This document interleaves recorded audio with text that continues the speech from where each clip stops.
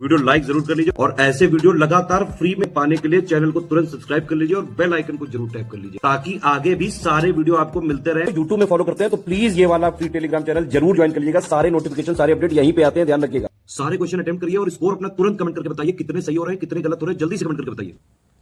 नमस्कार साथियों, स्वागत है आपका ऑनलाइन एग्जाम प्रिपरेशन पर which is the part of study for civil services. दोस्तों, यहाँ पर Allahabad high court group C group D की एग्ज़ाम की आगामी जो परीक्षा है उसके लिए जनरल अवेयरनेस का टेस्ट 1 देख रहे हैं। सामान्य अध्ययन का सामान्य जागरूकता विषय के अंतर्गत ये जो टेस्ट है प्रश्नों का अभ्यास करेंगे यहाँ पर। और इस टेस्ट सीरीज़ के 2 रीज़न है, एक तो आपका प्रश्नों का अभ्यास हो जाएगा, उसके अलावा आपका टॉपिक का रिवीजन हो जाएगा, सारे टॉपिक कवर हो जाएंगे और आपको प्रश्नों का पैटर्न ऐसा मिलेगा जिससे आपको पूरा काफ़ी सारी जो चीज़ें हैं, काफ़ी सारे तथ्य हैं वो देखने को मिल जाएंगे, वहाँ से आपका रिवीजन अच्छा हो जाएगा। और अगर आप ऐसे ही प्रश्नों का अभ्यास करना चाहते हैं तो आप टेस्ट सीरीज ज्वाइन भी कर सकते हैं। इसकी जानकारी आपको डिस्क्रिप्शन में मिल जाएगी, कॉन्टैक्ट नंबर दिए गए हैं, उन पर कॉल करके आप जानकारी ले सकते हैं। आइए चलिए स्टार्ट करते हैं। सबसे पहला प्रश्न देख रहे हैं। पहला प्रश्न दिया गया है, निम्नलिखित में से कौन सा विकल्प सुमेलित नहीं है। तो यहाँ पर बताना है कौन सा सुमेलित नहीं है, यानी कि 3 सुमेलित हैं और एक प्रश्न ऐसा होगा जो कि सही नहीं होगा। यहाँ पर देश दिए गए हैं और देशों के साथ उनकी राजधानियों के नाम दिए गए हैं, तो बताना है कि कौन से देश की कौन सी राजधानी सही नहीं है। ऑस्ट्रेलिया कैनबरा, तो ऑस्ट्रेलिया की राजधानी कैनबरा होती है, बिल्कुल सही है। ऑस्ट्रिया की राजधानी वियना होती है, ये भी सही है। अल्बानिया तिराने, अल्बानिया की राजधानी तिराने होती है। अर्जेंटीना माजुरो, तो अर्जेंटीना की राजधानी माजुरो नहीं होती, क्यों? क्योंकि यहाँ की राजधानी ब्यूनस आयर्स होती है, अर्जेंटीना की राजधानी। तो यही उत्तर सही हो जाएगा क्योंकि मिलान सही नहीं है, ऑप्शन डी सही उत्तर हो जाएगा। इसके बाद अगला प्रश्न दिया गया है, यहाँ पर यही प्रश्न अंग्रेजी में दिया गया है, ऑप्शन डी सही उत्तर हो जाएगा। यहाँ पर भारत अपने पड़ोसी देशों में सबसे कम सीमा किसके साथ साझा करता है। तो यहाँ पर सबसे कम सीमा की बात हुई है, चीन, पाकिस्तान, अफगानिस्तान या फिर भूटान। तो भारत की चीन के साथ कितनी सीमा लगती है? 3488 किलोमीटर की। पाकिस्तान के साथ 3323 किलोमीटर की सीमा लगती है। इसके अलावा अफगानिस्तान के साथ 106 किलोमीटर और भूटान के साथ लगती है 699 किलोमीटर। तो यहाँ पर सबसे कम किसके साथ लग रही है?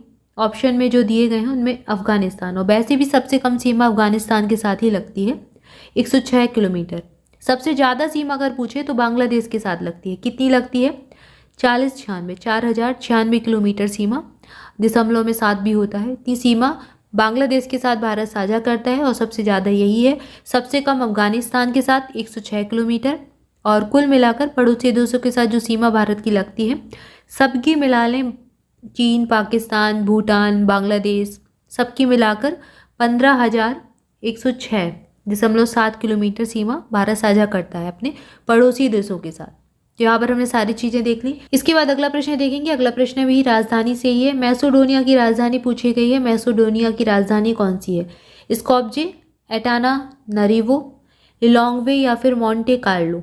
सही उत्तर हो जाएगा स्कॉप्जे, ऑप्शन ही सही उत्तर हो जाएगा। मैसेडोनिया की राजधानी स्कॉप्जे होती है। इसके बाद अगला प्रश्न देखेंगे। अगला प्रश्न है, उत्तर प्रदेश का क्षेत्रफल कितना है और यह देश के कुल क्षेत्रफल का कितने प्रतिशत रखता है? तो एक साथ 2 प्रश्न यहाँ पर पूछ लिए गए हैं। उत्तर प्रदेश का क्षेत्रफल बताना है। उत्तर प्रदेश राज्य का आप एग्जाम देने वाले हैं तो आपको यहाँ की सामान्य जानकारी बिल्कुल कंठस्थ होनी चाहिए। उत्तर प्रदेश का क्षेत्रफल तो आपके जवान पर होना चाहिए, आपको अच्छे से याद होना चाहिए।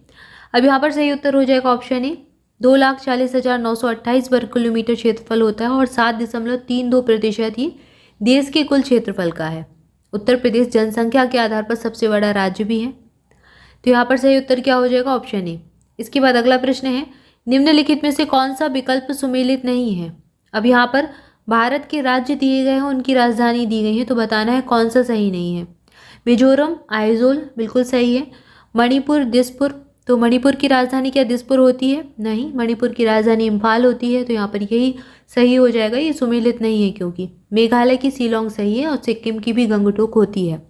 तो ऑप्शन बी यहाँ पर सही उत्तर हो जाएगा, मणिपुर की राजधानी इम्फाल है।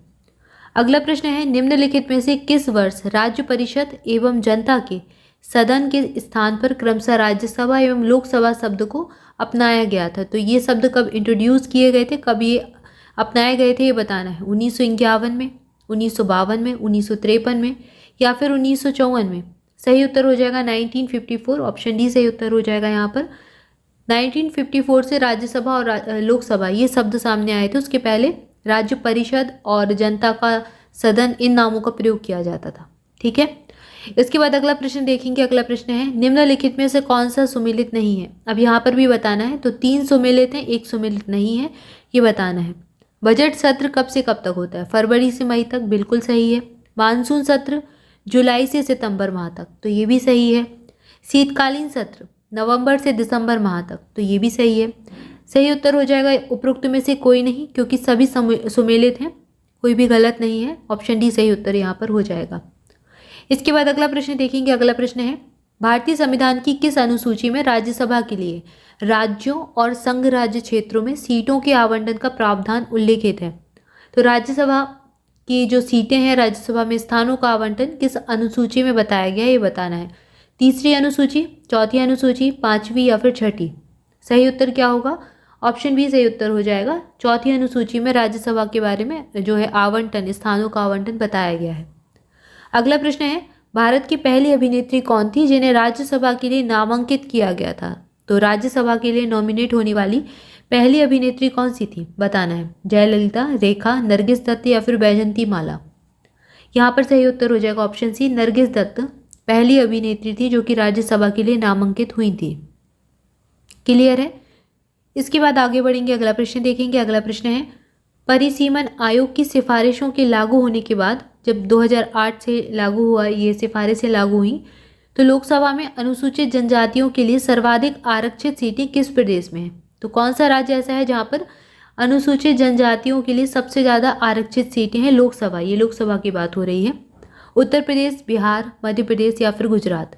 तो उत्तर प्रदेश में तो एक भी सीट आरक्षित नहीं है, बिहार में भी एक भी सीट नहीं है। मध्य प्रदेश में सबसे ज़्यादा सीटें अनुसूचित जनजातियों के लिए आरक्षित हैं और सबसे ज़्यादा अनुसूचित जनजाति भी यहीं पर पाई जाती हैं। गुजरात में ऐसी 4 सीटें हैं जो कि एसटी के लिए रिजर्व है, अनुसूचित जनजाति के लिए आरक्षित हैं। तो यहाँ पर सही उत्तर क्या हो जाएगा? मध्य प्रदेश सही उत्तर हो जाएगा, ऑप्शन सी। तो यहाँ पर हमने कुछ सामान्य अध्ययन के प्रश्न देखे, सामान्य जागरूकता विषय से संबंधित कुछ महत्वपूर्ण प्रश्नों को देखा और प्रश्नों का अभ्यास किया। आज के लिए इतना ही, इसके आगे नेक्स्ट वीडियो में देखेंगे। तब तक के लिए आप सभी ऑनलाइन एग्जाम प्रिपरेशन के साथ जुड़े रहें अपनी तैयारी के लिए। चैनल को सब्सक्राइब नहीं किया है तो चैनल को सब्सक्राइब कर लें, वीडियो को लाइक जरूर कर दें, कॉमेंट करके बताएं वीडियो कैसा लगा। Thank you for watching this video. मिलेंगे नेक्स्ट वीडियो में। Thank you so much.